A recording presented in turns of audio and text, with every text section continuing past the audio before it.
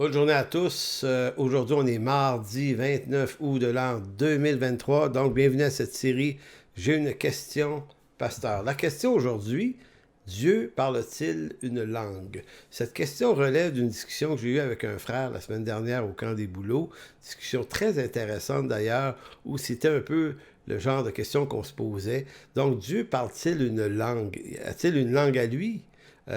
Et si oui, quelle langue parle-t-il d'une part, mais aussi quand il s'adresse aux hommes, à nous, comment nous parle-t-il? Donc, pour répondre à la question, il faut d'abord savoir qui est Dieu, un, et à travers l'Écriture, comment Dieu parle-t-il à l'homme lorsqu'il veut s'adresser à lui? Donc, cette question relève d'une importance capitale en herméneutique, puisque lorsqu'on veut étudier l'Écriture, il est important de saisir les figures de style, les genres littéraires. Il y a plein de choses dans la parole de Dieu que Dieu utilise pour nous atteindre et nous parler. Donc, il ne nous parle pas nécessairement à la façon d'une manière journalistique et descriptive. Donc, si on ne s'arrête pas pour comprendre comment Dieu parle à l'homme, ben, il y a un paquet de choses dans l'Écriture qui vont nous échapper. À la limite, on va risquer de faire dire à Dieu des choses que Dieu n'a jamais dit parce qu'on comprend mal ce qu'il est en train de dire, parce qu'on ne s'intéresse pas à comment Dieu nous parle. Par exemple, dans l'Hébreu chapitre 1, il décrit ceci, verset 1, après avoir autrefois à plusieurs reprises et de plusieurs manières. Remarquez l'insistance sur à plusieurs reprises et de plusieurs manières. Dieu a parlé à nos pères par les prophètes.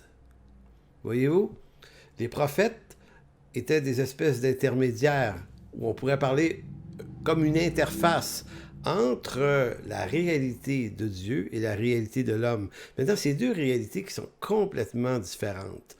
Dieu habite une lumière inaccessible. Il est 3 fois saint. Il est éternel. Donc, il y a tout un ensemble de qualités qui définissent Dieu. Nous, on est sa création. On est fait de matière. On est fragile. Et de plus, on est pécheur en plus, ce qui n'aide pas notre connaissance de Dieu. Donc, comment des prophètes vont, par une inspiration de Dieu, devenir des interfaces, c'est-à-dire être capable de prendre une idée que Dieu veut dire et de la communiquer aux hommes. Donc, c'est ça une interface. Donc, Dieu parle aux hommes, comme dit l'auteur de la lettre aux Hébreux. Donc, si on s'applique bien à comprendre comment Dieu communique lorsqu'il s'adresse à l'homme par l'Écriture, nous comprendrons beaucoup mieux son langage par la qualité des nombreuses figures de style, de genre littéraire, de symbolisme qu'il utilise lorsqu'il s'adresse à nous. T'sais, si on choisit de penser que tout est littéral dans l'Écriture et qu'on ignore complètement toutes ces figures de style de ce Dieu qui nous parle, ben, on échappe une quantité d'informations qui sont d'une valeur énorme. Le symbolisme est largement présent dans l'Écriture. Il agit lui aussi à la manière d'une interface entre la réalité de Dieu qu'il veut traduire dans la réalité de l'homme. Quand on parle d'une interface, j'ai utilisé ce mot-là parce qu'on entend parler aujourd'hui dans le langage informatique. Hein, on parle d'interface. Donc, pour vous donner une définition, une interface est un plan formant une frontière commune à deux domaines aux propriétés différentes et unis par des rapports d'échange et d'interaction réciproques. Autrement dit, limite commune à deux systèmes permettant des échanges entre ceux-ci. Donc, une interface, c'est un peu le traducteur entre deux systèmes qui parlent chacun leur langage différent, donc qui ne se comprennent pas. Et l'interface, c'est ce qui se place entre les deux, qui arrive à traduire le langage de l'un pour le rendre compréhensible dans le langage de l'autre. Donc, quelle est donc l'interface que Dieu utilise pour parler à l'homme? Puisque la réalité de Dieu, elle nous reste incompréhensible. Donc, Dieu utilise l'interface de sa création. Tout ce que Dieu crée est utilisé dans l'Écriture pour nous traduire, interpréter des réalités célestes dans un langage compréhensible à l'homme. Jean nous rapporte cette parole de Jésus là, dans Jean 3, 12 à 13. Si vous ne me croyez pas quand je vous ai parlé des choses terrestres, comment croirez-vous quand je vous parlerai des choses célestes? Personne n'est monté au ciel si ce n'est celui qui en est descendu, le Fils de l'homme qui est dans le ciel. Donc, vous voyez que Jésus est un peu comme, joue ce rôle d'interface. Il vient parler à des hommes qui vivent dans le royaume, dans la réalité de ce monde, de choses qui appartiennent à la réalité céleste. Et on voit tout de suite que Jésus mentionne la difficulté que l'homme a à comprendre les réalités célestes. Donc, voyons donc qui est Dieu. Première sous-question. Donc, allons dans 1 Timothée 6,16. Qui est Dieu? Ben, l'apôtre Paul va dire à son disciple Timothée, Dieu qui seul possède l'immortalité, qui habite une lumière inaccessible, que nul homme n'a vu ni ne peut voir, à qui appartient l'honneur et la puissance éternelle. Donc, vous voyez là plusieurs qualités que Dieu possède ici, l'immortalité, et habite une lumière inaccessible. C'est-à-dire qu'on ne peut pas saisir cette réalité de Dieu. On peut juste pas. En Romains 11, 33, Paul va ajouter « Ô profondeur de la richesse, de la sagesse et de la science de Dieu, que ses jugements sont insondables et ses voies incompréhensibles. Car qui a connu la pensée de Dieu?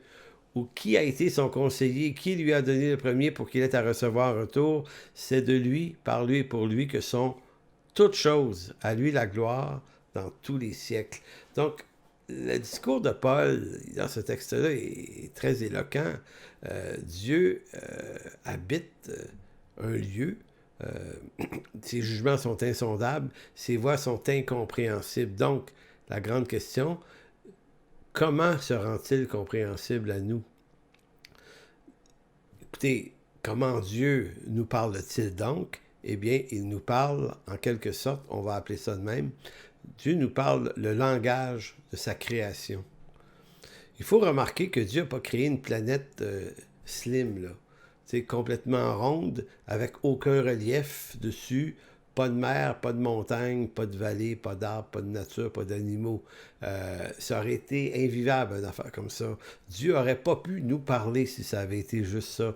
Il a fallu, pour nous parler, qu'il crée un monde, un univers aussi, une création avec des animaux, du relief, plein de choses. Et tous ces objets-là qui sont dans sa création sont le moyen à travers Dieu nous parle. Il utilise continuellement les objets de sa création pour nous traduire sa réalité à lui.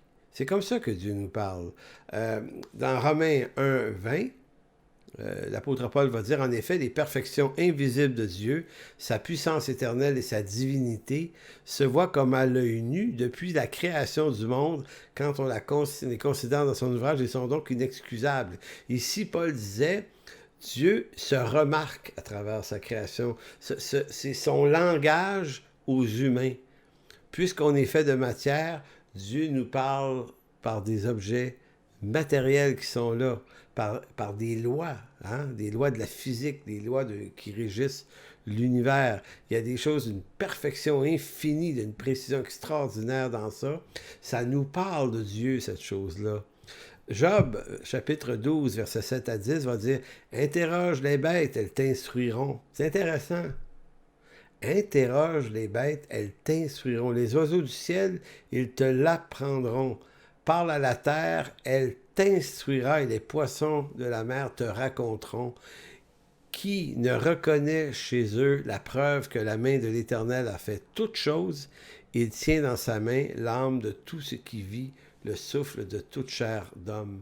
Donc Dieu nous parle à travers sa création, des animaux, les oiseaux, les bêtes, les poissons, mais aussi à travers les arbres, à travers plein de choses. Dieu se traduit dans sa personne à travers ces objets-là et il les utilise beaucoup dans l'Écriture. Donc la création de la matière et l'univers racontent la grandeur de Dieu. De plus, Dieu aussi nous parle à travers les objets de cette même création. On va remarquer, par exemple, dans l'Évangile de Luc, le chapitre 13, versets 18 à 20, vous voyez exactement ce rôle d'interface du langage de Dieu, alors que Jésus va dire, il dit encore, à quoi le royaume de Dieu est-il semblable? À quoi le comparerai-je? Il est semblable à un grain de sénévé qu'un homme a pris et jeté dans son jardin. Il pousse, devient un arbre et les oiseaux du ciel habitent dans ses branches. Je ne sais pas si vous voyez l'interface ici. C'est comme si Jésus disait, je ne peux pas vous expliquer à quoi ressemble le royaume de Dieu, mais je peux vous dire à quoi je peux le comparer. Donc, un arbre qui devient grand et les oiseaux habitent dedans. Il dit encore, verset 20, à quoi comparais-je le royaume de Dieu? Il est semblable à du levain qu'une femme a pris et mis dans 3 mesures de farine pour faire lever toute la pâte, et ainsi de suite. Donc, voyez-vous à quel point, pour nous donner ces explications-là sur le royaume, il fallait que le grain de sénévé existe, il fallait que les arbres, les oiseaux et les branches, il fallait que du levain, ça existe, de la farine et de la pâte, ça existe. Donc, tout ce que Dieu donne à l'homme, hein, ce monde n'est pas étranger à lui. Tout ce qui existe dans ce monde, tous les objets qu'on voit, qu'on touche, qu'on transforme, sont créations de Dieu. Et c'est à travers ces objets-là que Dieu nous exprime la réalité de son royaume. Il va utiliser, par exemple, les oiseaux du ciel. Dieu est-il un oiseau? Non. Dans Matthieu 23, Jésus parle de Dieu comme étant une poule. Tu sais, combien de fois j'aurais voulu rassembler sous mes ailes une poule? Est-ce que Dieu est une poule? Non. Mais voyez-vous, l'image de la poule est intéressante. Il va être traduit également, Jésus, comme le lion de Juda. Il va être également comparé à un agneau. Satan va être utilisé, pardon, le serpent va être utilisé pour typifier Satan. Les vallées, là, on n'est pas dans la vie, c'est pas des animaux, mais les vallées vont vouloir dire quelque chose. Les vallées, les déserts, les montagnes, les chemins larges, les chemins étroits. Jésus va se décrire comme le chemin dans Jean 14. Donc, évidemment, il va y avoir toutes sortes d'arbres dans l'Écriture, hein, des oliviers, puis plein d'autres sortes d'arbres. Et on voit bien les lys des vallées aussi. Le vent qui va être utilisé comme image du Saint-Esprit. Donc, vous voyez que tout ce qui existe dans cette création est le langage par lequel Dieu nous utilise. Donc, la Bible est chargée de symbolisme. Dieu n'a pas créé la terre uniforme et sans relief, mais il a créé une terre pleine de relief, pleine d'objets, pleine de vie, pleine de lois naturelles qui servent de langage pour communiquer à l'homme des réalités, des vérités sur son royaume et sa réalité à lui. Dieu a créé toutes choses par sa parole en vue que sa parole puisse se rendre à nous. Je m'en vais vers la fin. Pas en conclusion, mais au commencement, ça c'est dans Jean 1, versets 1 et 2, au commencement était la parole de Dieu, et la parole de Dieu était avec Dieu, et la parole de Dieu était Dieu. Elle était au commencement avec Dieu. Toutes choses ont été faites par elle, et rien de ce qui a été fait n'a été fait sans elle.